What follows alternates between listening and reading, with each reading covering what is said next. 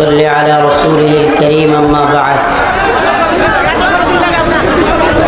قال الله تبارك وتعالى في كلامه المجيد وفرقانه الحميد أعوذ بالله من الشيطان الرجيم بسم الله الرحمن الرحيم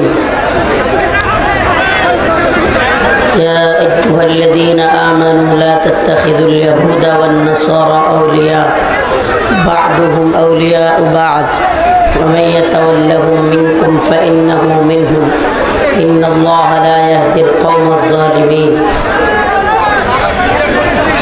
صدق الله مولانا العظيم হায়বতপুর বাজারের ডাঙ্গা ঈদগাহ মাঠ জামে মসজিদের উন্নতি কল্পে আয়োজিত আজকের এই তাফসিরুল কোরআন মাহফিল পার্বতীপুর দিনাজপুরের সম্মানিত উলামায়ে কেরাম মুরব্বিয়ান আযম প্রিয় যুবক ভাইরা, দয়া করে প্লিজ আমি অসুস্থ মানুষ, আমি 5 দিন মাহফিল করতে পারি নাই। আপনাদের প্রতি আমার বিনীত অনুরোধ, আপনাদের যে অবস্থান দেখছি, হায় হায় এখানে কি এর মাহফিল, আগে ঘরে ঘরে ঢুইকা আমার মনে হয় নামাজের দাওয়াত দেওয়া উচিত। কি সর্বনাশ, মসজিদ পুরোটা খালি, বাহিরে দাঁড়ায় রয়েছে মানুষ, নামাজ পড়ে না। আরে মসজিদে ঢুকলে মনে হয় পাপ হইব, মসজিদ পুরোটা খালি, 2 কাতার হয় না। আর এদিকে মসজিদের বাহিরে কিল ঘুষি, কি একটা অবস্থা। না এখানে না জামাত হয়েছে, যারা ওখানে ছিল এরা তো এনেও আসে নাই, ওই প্রথম থেকে দাঁড়ায় ছিল। তো এই অবস্থা কেন? আমরা আসরের নামাজ পড়তে পারি না। আমি ঘুমায় গেছিলাম গাড়িতে, হঠাৎ করে ঘুমা থেকে উঠছে, ডাক দিছে, বলে যে হুজুর প্রোগ্রামের কাছে চলে আসছে। এখন নামাজ না পড়ে এখানে উঠলে তো নামাজ তো কাজা হয়ে যাবে। 1 লক্ষ মাহফিল একসাথে করলে আর 1 ওয়াক্ত নামাজ একসাথে করলে কোন পাল্লা ভারী হবে? তাহলে আমি কি নামাজ ছেড়ে দিয়ে মাহফিলে চলে আসব? এরপরে আর মাত্র 10-12 মিনিট সময় আছে নামাজ পড়ার পরে। কারণ এই সময়ের মধ্যে তো স্টেজে এসে লাভ কি? আমরা দিন বুঝতে হবে আগে। এই ভাইরালিজম, সেলিব্রিটিজম, এগুলো যদি দিন মনে করেন তাইলে এমন অনেক ভাইরাল লোক আছে,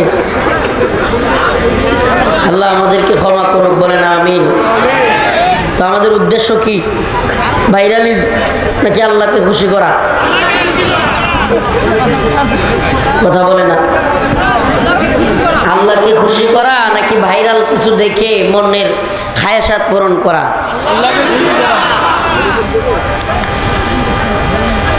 যেই ভাইরালিজমে, সেলিব্রিটিজমে দিনের ফায়দা নাই, এগুলো সব ধ্বংস হয়ে যাক, আল্লাহ মাফ করুক। আয়াত কারিমা তিলাওয়াত করেছি, এটা পার্বতীপুর থানা না? আয়াত কারিমা তিলাওয়াত করেছি সূরাতুল মাইদার 51 নম্বর আয়াত।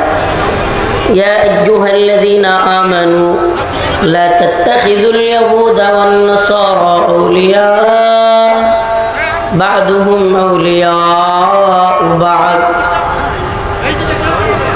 হে ঈমানদারগণ, লা তাত্তাখিযুল ইয়াহুদা ওয়ান নাসারা আউলিয়া, তোমরা ইহুদি এবং খ্রিস্টানদেরকে বন্ধু বানায়ো না। মুশরিকরা কখনোই তোমাদের বন্ধু হতে পারে না।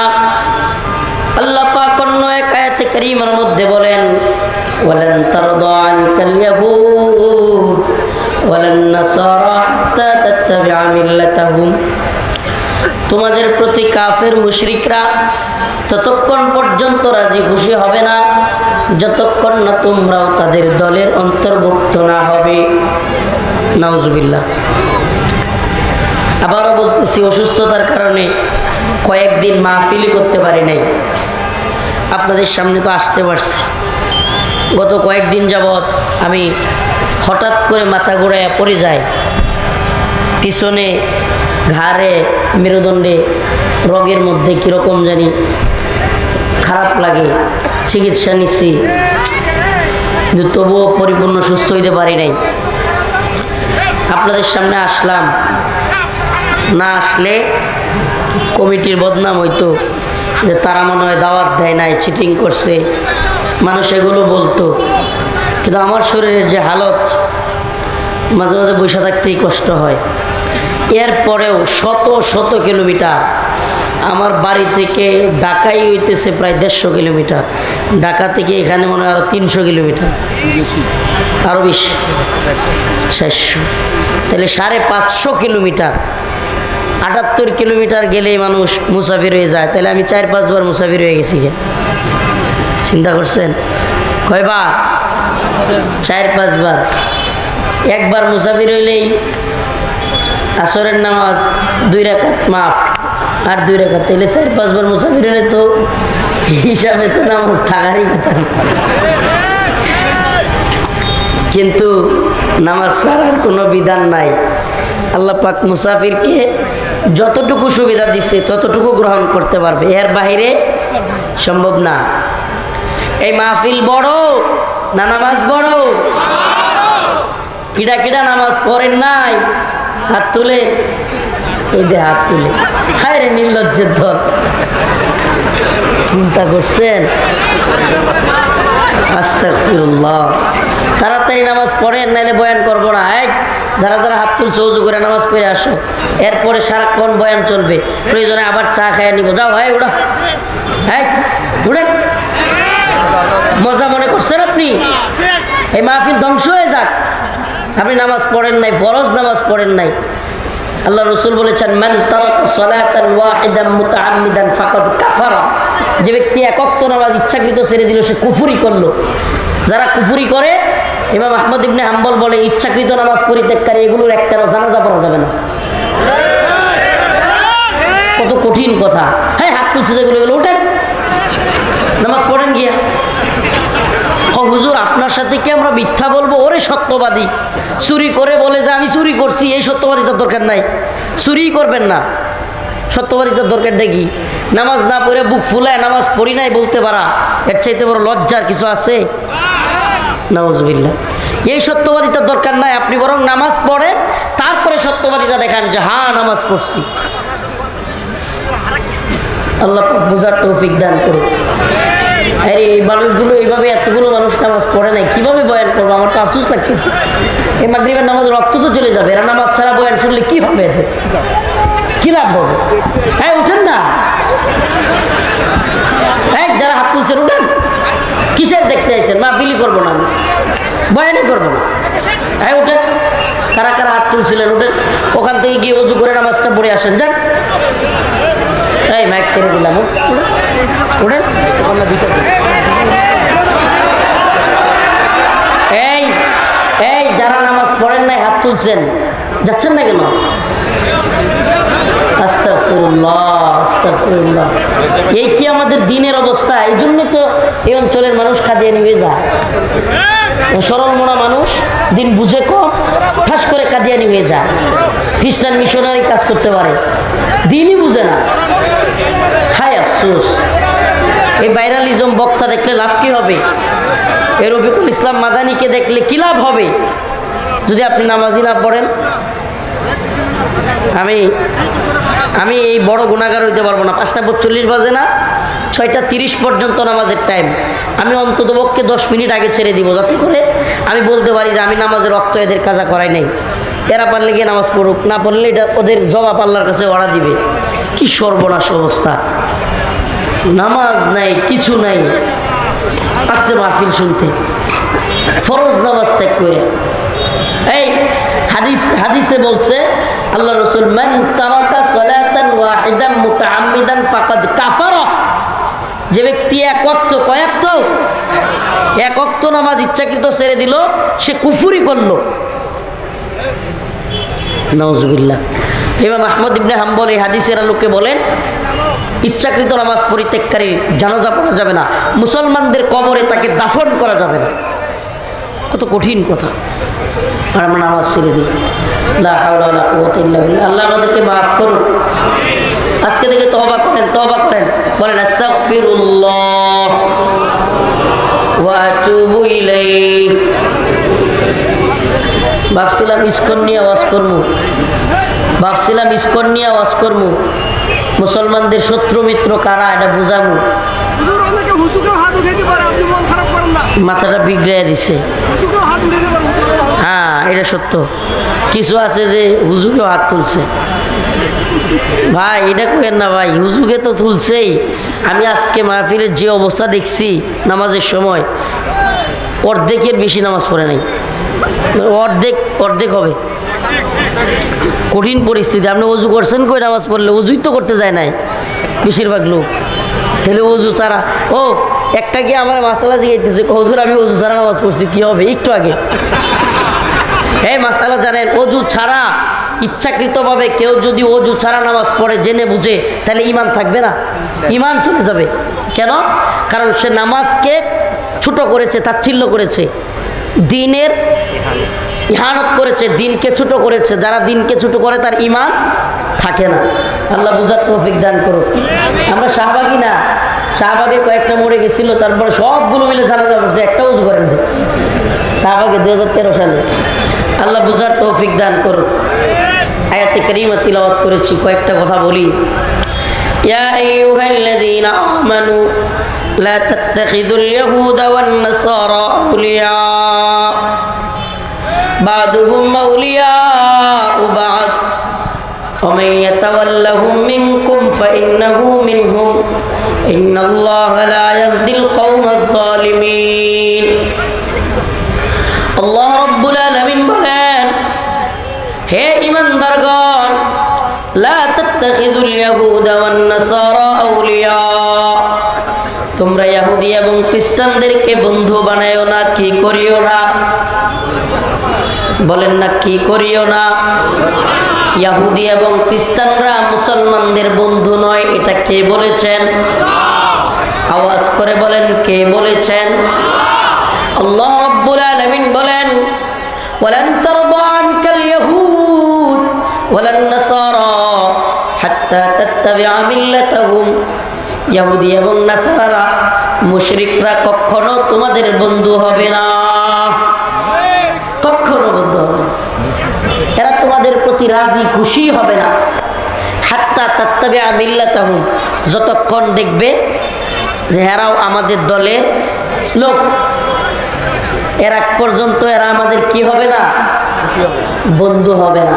আপনি একটা বিষয় খেয়াল করছেন, আজকে আমরা শুনতে পাই বর্তমানে বাংলাদেশেও বিভিন্ন এলাকায় খ্রিস্টান মিশনারি তৎপরতা চলতেছে। কি তৎপরতা? খ্রিস্টান মিশনারি। এদের কাজ কি? মুসলমানদের ঈমান হরণ করা, মুসলমানদেরকে, সরল মনা মুসলমানদেরকে টাকা দিয়ে, পয়সা দিয়ে বিভিন্নভাবে বুঝিয়ে ইসলাম থেকে নিয়ে ঈসাই ধর্মের নাম দিয়ে ঈমানকে হরণ করা। আমাকে বলেন, কোরআন যদি কোনো ব্যক্তি না মানে, সেই ব্যক্তি কি মুসলমান থাকবে? হ্যাঁ। তাহলে আল্লাহ পাক নিজে বলতেছেন, ইন্নাদ-দীনা ইনদাল্লাহিল ইসলাম, আমার কাছে একমাত্র গ্রহণযোগ্য মনোনীত ধর্মের নাম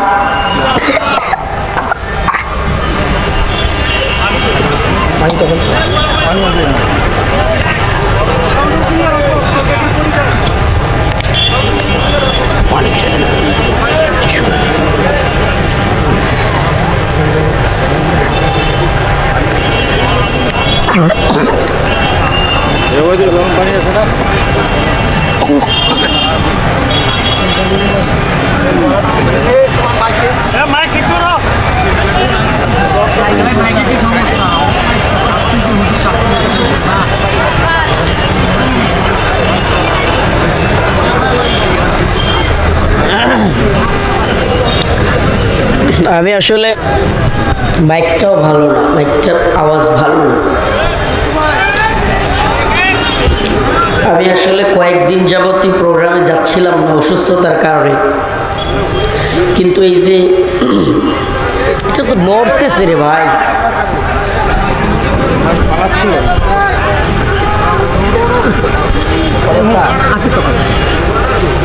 এইভাবে দূরে বসে থাকবেন? আচ্ছা সরেন সরেন সরেন সরেন। আচ্ছা এসে তো আমি কয়েকদিন যাবৎ প্রোগ্রামে অসুস্থতার কারণে, এটা অনলাইনে তো অনেকেই দেখেন, জানার কথা, আমি খুবই অসুস্থ। আমি হসপিটালেও গেছি, চিকিৎসা করাইছি, হিজামা নিছি, সুন্নাহ অনুযায়ী চিকিৎসা, ঘাড়ে সারা শরীরে হিজামা, হিজামা বুঝেন, সিঙ্গা, সুন্নাহ অনুযায়ী চিকিৎসা সেটাও নিছি, কিন্তু তবুও শরীর ঠিক হচ্ছে না, গলাও ঠিক হচ্ছে না। আমার জন্য খাস করে দোয়া করবেন। আসলে ভাই আমাদের উপরে শুধু যে স্বাভাবিক অসুস্থতা তাও না, গোয়েন্দা সংস্থার অনেক বড় একজন কর্মকর্তার কাছে একবার শুনছিলাম যে ইসরায়েল এবং ভারত যারা ইসলামপন্থী চিহ্নিত আলেম এবং তাদের বিরোধিতা করে, এদেরকে কালো জাদু করে, বিভিন্ন ধরনের ষড়যন্ত্র করে এরা, এটা কিন্তু বাস্তব। আপনি জানেন রসুলকে পর্যন্ত সাল্লাল্লাহু আলাইহি সাল্লাম জাদু করা হয়েছিল। এই জন্য ইসলামপন্থী আলেমদেরকে টার্গেট করে করে এরা জাদু করে, বিভিন্ন ধরনের শয়তানি করে। তো এই জন্য আমাদের জন্য খাস করে দোয়া করবেন, আমরা যেন সুস্থ থাকি, ময়দানে কথা বলতে পারি।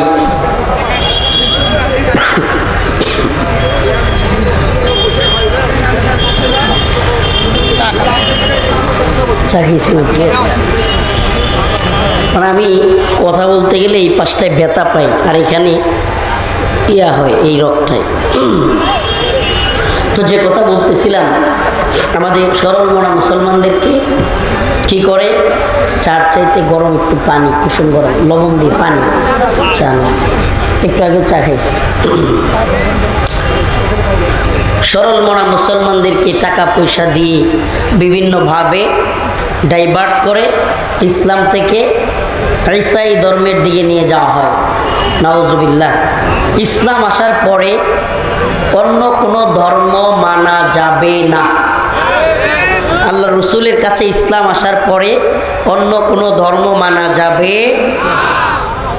আপনি যদি কোরআন সুন্নাহ একটুও দেখেন, কিংবা ইতিহাস একটুও পড়েন, বাইবেলও যদি পড়েন, তাদের কিতাবগুলো সেগুলোও যদি পড়েন, তাহলে পাবেন শেষ নবী, আখেরি নবী, পয়গম্বর সরদারে দো আলম মুহাম্মদুর রাসূলুল্লাহ সাল্লাল্লাহু আলাইহি ওয়াসাল্লাম। তারপরে আর কোনো নবী আসবে, খুদ ঈসা আলাইহিস সালামও আবার পৃথিবীতে আসবেন, কিন্তু নবী হিসেবে নয়, রাসূলুল্লাহ সাল্লাল্লাহু আলাইহি ওয়াসাল্লামের একজন অনুসারী হিসেবে। সুবহানাল্লাহ বলেন। এক লোক আমাদের একজন বড় আল্লাহর ওলিকে প্রশ্ন করে আটকাইতে চাইছিলেন, হুজুর আমি পথ হারায় ফেলছি। আমি কি করছি? পথ হারায় ফেলছি। এখন রাস্তার মধ্যে কোন দিকে যাব বুঝতেছি না। হঠাৎ করে মোড়ের মধ্যে যায় দেখি একজন লোক ঘুমন্ত, আর একজন লোক তার পাশে বসে আছে। আচ্ছা বলেন তো, আমি এখন পথ কার কাছে জিজ্ঞেস করব? সঠিক পথ কোন দিকে, মানে সঠিক পথ কোন দিকে সেটা আমি কার কাছে জিজ্ঞেস করব? যে ঘুমন্ত নাকি যে বসে আছে? এখন হুজুর একটু চালাক, হুজুর বুঝছে কোন দিকে ইশারা করতেছে। তো হুজুর কয় যে ঘুমন্ত তাকে ডাইকা জাগাইয়া তারপরে জিজ্ঞেস করতে হবে পথ কোন দিকে। কয় বলেন কি? কয় যে বসে আছে ও পথারা। বসে আছে কেন? ওই ঘুমন্ত ব্যক্তি জাগলে সেও জিজ্ঞেস করবে পথ কোন দিকে। কথাটা হলো, ওই খ্রিস্টান মিশনারির ব্যক্তি সে ওই হুজুরকে আটকাইতে গেছিল এইভাবে যে রাসূলুল্লাহ সাল্লাল্লাহু আলাইহি সাল্লাম তো দুনিয়া থেকে কি করছেন? চলে গেছেন। তাইলে তার কাছে আপনি কিভাবে পথ তালাশ করবেন? অথচ ঈসা আলাইহিস সালাম কি জীবিত আছে। আমরা মুসলমানরা যেহেতু ঈসা আলাইহিস সালামকে জীবিত এই কথা মানি কি মানি না? এই জন্য আটকানোর জন্য কথাটা বলছি যে একজন কি চলে গেছে, আরেকজন জাগ্রত। এখন আপনি আমি আমরা সবাই পথহারা উম্মত, পথহারা উম্মত। এখন পথ তালাশ করব কার কাছে পথ, সঠিক পথ কার কাছে জানবো?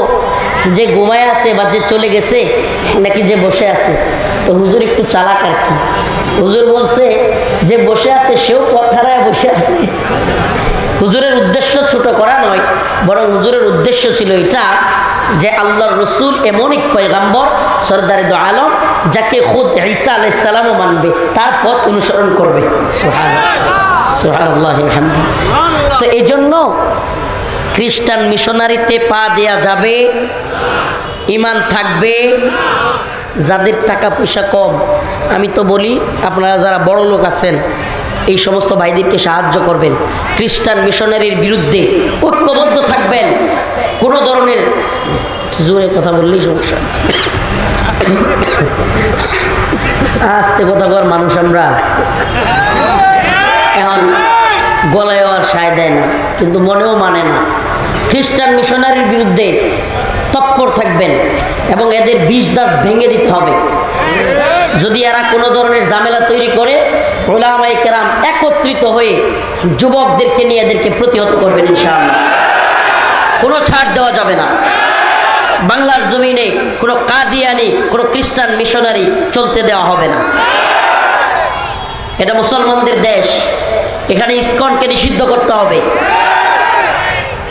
ইসকনের আস্তানা বাংলাদেশে থাকবে না ইনশাআল্লাহ। পারবেন তো ইনশাআল্লাহ?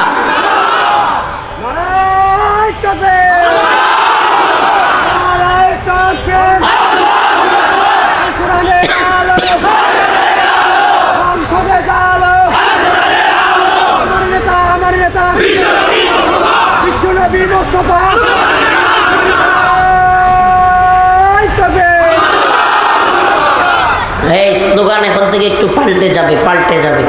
আমরা বলবো ইসকনের আস্তানা, আপনারা বলবেন এই বাংলায় থাকবে না ইনশাআল্লাহ। রাজি আছেন?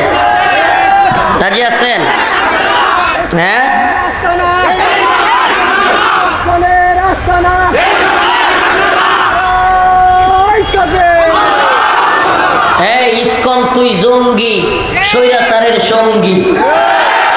ইসকন তুই স্বৈরাচারের, ইসকনের আস্তানা, ইসকনের আস্তানা। এই বাংলায় ইসকনের ঠিকানা। রাজি আছেন ইনশাআল্লাহ? মুসলমান ঐক্যবদ্ধ হও। ভারত, আমেরিকা, ইসরায়েল কাউকে ভয় পাওয়ার টাইম নাই। মুসলমান ভয় পায় কাকে? আল্লাহকে ভয় পাইতে হবে। কাকে ভয় পাইতে হবে? আল্লাহকে ছাড়া আমরা কাউকে পরোয়া করি? গোলামি করি কার? হাসিনা প্রধানমন্ত্রী থেকে গোলামি করছে কার? ভারতের। হাসিনা প্রধানমন্ত্রী থেকে গোলামি করছে কার?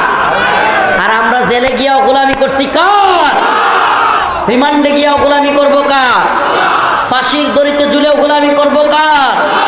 আমার ভাই সাইফুল ইসলাম আলিফ তাকে যে হত্যা করেছে, এদেরকে দ্রুত সময়ের মধ্যে বিচারের কাঠগড়ায় দাঁড় করাতে হবে। এদের প্রত্যেকটাকে আমার ভাইয়ের মতো কুপায়া নইলে ফাঁসিতে ঝুলাই এদেরকে মারতে হবে। বাংলাদেশে কোনো তালবাহানা চলবে না, ইসকনকে নিষিদ্ধ করতে হবে। লেজুর ভিত্তি, দালালি, দল পূজা, অন্ধভক্তি ছাড়তে হবে। ভারতের দালালি আমরা সহ্য করব না, এটা মনে রাখবেন। আল্লাহ পাকের ঘোষণা, হে মুমিনেরা, ইহুদি, খ্রিস্টান, মুশরিক এরা তোমাদের বন্ধু নয়। এটা কার ঘোষণা? উপদেষ্টা, বড় পীর, বড় শায়েখ, যে যেই কথা বলুক, আমার আল্লাহ বলতেছেন এরা তোমাদের বন্ধু নয়। এরা তোমাদের নবীর ব্যাপারে এরা শত্রুতা পোষণ করে, তোমাদের ব্যাপারে তোমাদের ঈমানের কারণে এরা তোমাদের প্রতি শত্রুতা পোষণ করে। কে বলেন? লাতাজিদান্না আশাদ্দান নাস আদাওয়াত। সুবহানাল্লাহ। আল্লাহ বলতেছেন লাতাজিদান্না, অবশ্যই তোমরা পাবে, আশাদ্দান নাস, মানুষদের মধ্য থেকে, আদাওয়াতাল লিল্লাযিনা আমানুল ইয়াহুদ ওয়াল্লাযিনা আশরাকু, তোমাদের শত্রুতা পোষণকারী হিসেবে একদল হলো ইহুদি আর একদল হলো মুশরিক। আমরা কি দেখতেছি? মুসলমানদের শত্রুতা সবচেয়ে বেশি কারা করতেছে? এই ইহুদিরা, এই মুশরিকরা। এই পত্তলিক হিন্দুত্ববাদী ভারত এখন আমাদেরকে হুমকি দেয়, একবার কয় রংপুর দখল করবে, একবার কয় চট্টগ্রাম দখল করবে। মামুর বাড়ির আবদার, মামুর বাড়ির, এরা এটাকে সিকিম মনে করে। আমরা বলি শাহজালালের বাংলা, এটা সিকিম নয়। শাহজালাল রহমতুল্লাহ আলাইহির বাংলাদেশ, এটা গুজরাট নয়, এটা হায়দ্রাবাদ নয়। মুসলমানরা গর্জে উঠেছে ইসকনের বিরুদ্ধে, হিন্দুত্ববাদীদের বিরুদ্ধে। আমরা ঐক্যবদ্ধ হয়েছি, কোনো দলের দালালি নয়।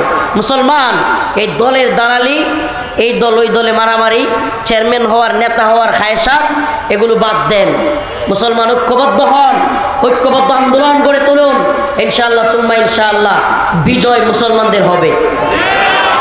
বিজয় কাদের হবে? ইসবাতান মিন উম্মতি আহরাজাহুম আল্লাহু মিনান নার, ইসাবাতুন তাগজুল হিন্দা ওয়া ইসাবাতুন ঈসা ইবনে মারইয়াম। রাসূল বলেছেন, আমার উম্মতের দুইটা দলকে আল্লাহ রাব্বুল আলামিন জাহান্নামের আগুন থেকে মুক্তিপ্রাপ্ত হিসেবে ঘোষণা করেছেন। একটা দল হলো ইসাবাতুন তাগজুল হিন্দা, যারা গজওয়াতুল হিন্দে শরীক হবে। সুবহানাল্লাহ। গজওয়াতুল হিন্দ কি? গজওয়াতুল হিন্দ হলো হিন্দুস্তানের যুদ্ধ। হিন্দুস্তানের যুদ্ধ, যারা কিনা মুসলিমদের উপর মেসাকার চালাবে, মুসলিমদের উপর জুলুম করবে। রসুল বলেছেন, হঠাৎ করে একদিন রাসূলুল্লাহ সাল্লাল্লাহু আলাইহি ওয়াসাল্লাম দীর্ঘ শ্বাস নিয়ে বলতেছেন, আমি পূর্ব দিক থেকে বিজয়ের সুসংবাদ পাচ্ছি। সুবহানাল্লাহ। কিসের সুসংবাদ? এক সাহাবী জিজ্ঞেস করলেন, ইয়া রাসূলুল্লাহ, কিসের বিজয়? রাসূল সাল্লাল্লাহু আলাইহি ওয়াসাল্লাম বললেন, হিন্দুস্তানের বিজয়। সুবহানাল্লাহ। হিন্দুস্তানে এক মুজাহিদ বাহিনী, হিন্দুস্তানের হিন্দুদের সাথে মুসলমানরা বিজয়ী হবে, সেই গ্রাম পাচ্ছে। রাসূল বলেছেন, সেখানে তিনটা দল হবে। কয়টা দল? মুসলিম মুজাহিদদের কয়টা দল হবে? এক দল হবে ভারতের, হিন্দুস্তানের বিরাট বড় সেনাবাহিনী দেখিয়া পলায়া ভাগবে। একদল কি করবে? পালায়া যাবে। দ্বিতীয় দল পুরোপুরি শহীদ হয়ে যাবে। এই কিসে? এই বসেন,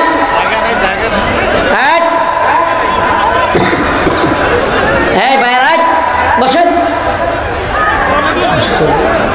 দ্বিতীয় দল শহীদ হয়ে যাবে। 3 নম্বর দল, তারা বিজয়ী হবে। আর সেই বিজয়ী দলটা বাইতুল মাকদিসের দিকে যাবে, আকসার দিকে যাবে। আমরা ওই দুই দলে শরীক হব। প্রথম দলে আল্লাহ পাক যেন আমাদেরকে না রাখেন, বলেন আমিন। আমরা প্রথম দলে থাকতে চাই। আমরা কি কাফিরদের ভয়ে পলায়ন করব, নাকি ঈমান বুকে নিয়ে শাহাদাতের তামান্না নিয়ে চলব? আমার জন্য খাস করে দোয়া করবেন। গলার অবস্থা ভালো না, আবারও ব্যথা শুরু হয়ে গেছে। আমি তো ছেড়েই দিব, এখন চিল্লাইতেছে সামনে দিকে। ভাই আমি তো পারতেছি না, আর তোমরা চিল্লাইতেছো।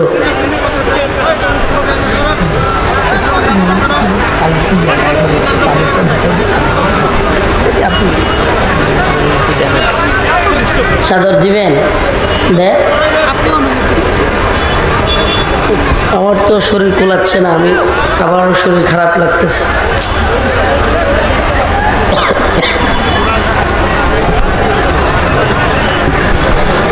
আসলে সুস্থতা কত বড় নিয়ামত, এটা অসুস্থ হইলে বোঝা যায়। এই যে এখন এই যে বাতাস আসতেছে না, বাতাসের কারণে গলা আরো বসে যাচ্ছে। তো কয়েকটা কথা বললাম, অল্প কয়েকটা কথা। মুসলমান প্রিয় ভাইরা আমার, সজাগ থাকতে হবে। বাংলাদেশ নিয়ে, মুসলমানদের নিয়ে ভয়ঙ্কর ষড়যন্ত্র হচ্ছে। আমাদের দায়িত্ব কি? এই 400-500 কিলোমিটার দূরে আসছি, অন্তত এই দায়িত্বটা পালন করি, সজাগ করে যায় মুসলমানদেরকে। মায়ের খাওয়ার আগে সচেতন থাকলে অন্তত পক্ষে একটু প্রস্তুতি তো নেওয়া যাবে। কি কর? একটু প্রস্তুতি নেওয়া যাবে। এই জন্য প্রস্তুত থাকেন।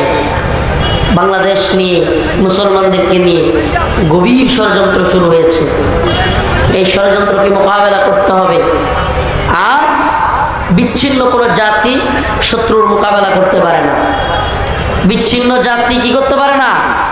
শত্রুর মোকাবেলা করতে পারে না। গদবাদা কথা, গদবাদা ওয়াজমা, এগুলো দিয়ে কিচ্ছু হবে না। মায়ানমারের মতো অবস্থা হইলে, কাশ্মীর আরাকানের মতো অবস্থা হইলে তখন বুঝবে নাই রে মাদানী সাহুজুর তো বইলা গেছিল, হাজার হাজার যুবতী মা বোনদেরকে ভারতীয় সেনাবাহিনী ধর্ষণ করতেছে, ধর্ষণ কাশ্মীরে হাজার হাজার। এ পর্যন্ত পত্রিকার নিউজ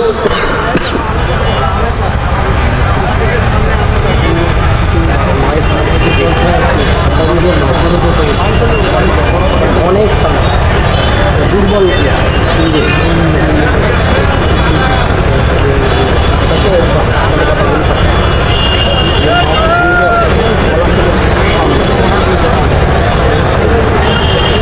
এই এত অসুস্থতার মধ্যেও যদি না আসতাম তবু তো বিশ্বাস করতেন না।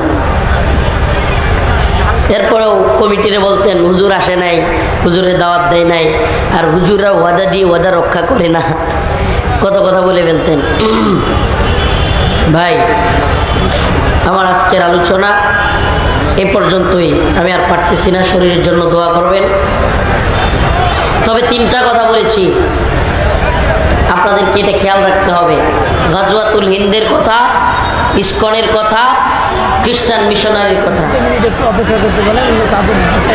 এই এরা একটু চাঁদা করবে, চাঁদা একটু চাদর দিবে অল্প, যে যেমন পারি 100, 200, 500 টাকা, একটু অপেক্ষা করেন, এখানে দিয়ে যান। যারা দিতে পারেন তারা এখানে 100, 500, 1000 টাকা এই প্রোগ্রামটার জন্য দিয়ে যাবেন।